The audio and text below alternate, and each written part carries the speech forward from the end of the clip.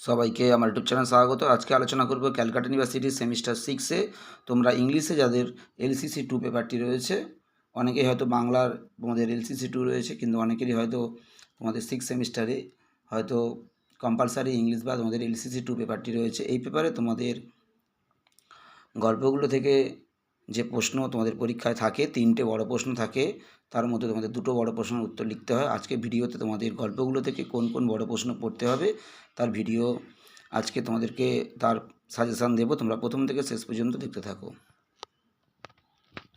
Semester 6-এ তোমাদের ইংলিশে LCC 2 পেপারটির নাম হলো ল্যাঙ্গুয়েজ ক্রিয়েটিভিটি অ্যান্ড অ্যানালাইসিস। 2025 সালে তোমাদের সাজেশান। তোমাদের যে 4টে গল্প রয়েছে তার মধ্যে সবথেকে বেশি ইম্পর্ট্যান্ট যে গল্পটা এবছর পরীক্ষায় আসার জন্য তা হলো the boss came to dinner. এই গল্প থেকে এবছর পরীক্ষায় একটা প্রশ্ন তোমরা নিশ্চিতভাবে কমন পাবে, তাই এই গল্পটা অবশ্যই তোমরা খুব ভালো করে পড়বে এবং বাকি যে 3টে গল্প থাকবে তার মধ্যে থেকে তোমরা যে কোনো 2টো গল্প বেছে নেবে পড়ার জন্য, তাহলে তোমরা 2টো কোশ্চেন কমন পেয়ে যাবে। এখান থেকে তোমরা শ্যামনাথের ক্যারেক্টার এবং তার মায়ের চরিত্র এবং কী কারণে তার মায়ের প্রতি তার ব্যবহার হঠাৎ বদলে গিয়েছিল সেটা এবং টাইটেল, এই 4টে প্রশ্ন তোমরা খুব ভালো করে প্রথম থেকে তোমরা এখন থেকে preparation now. The boss came to dinner এই গল্প থেকে প্রথম 4টে প্রশ্ন খুব ভালো করে পড়বে।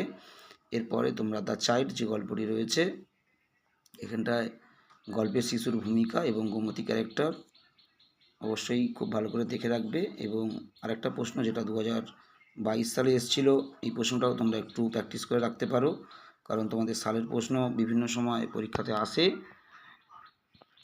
তাই দ্য চাইল্ড গল্প থেকে তোমাদের খুব বেশি প্রশ্ন মাত্র দিইনি, তোমাদের মাত্র 3টে প্রশ্ন দিয়েছি দ্য চাইল্ড গল্প থেকে। এরপরে তোমরা আউট অফ বিজনেস যে গল্পটি রয়েছে, এখান থেকে তোমরা প্রথম 2টো যে প্রশ্ন রয়েছে সালের প্রশ্ন, তোমরা অবশ্যই খুব ভালো করে প্র্যাকটিস করবে।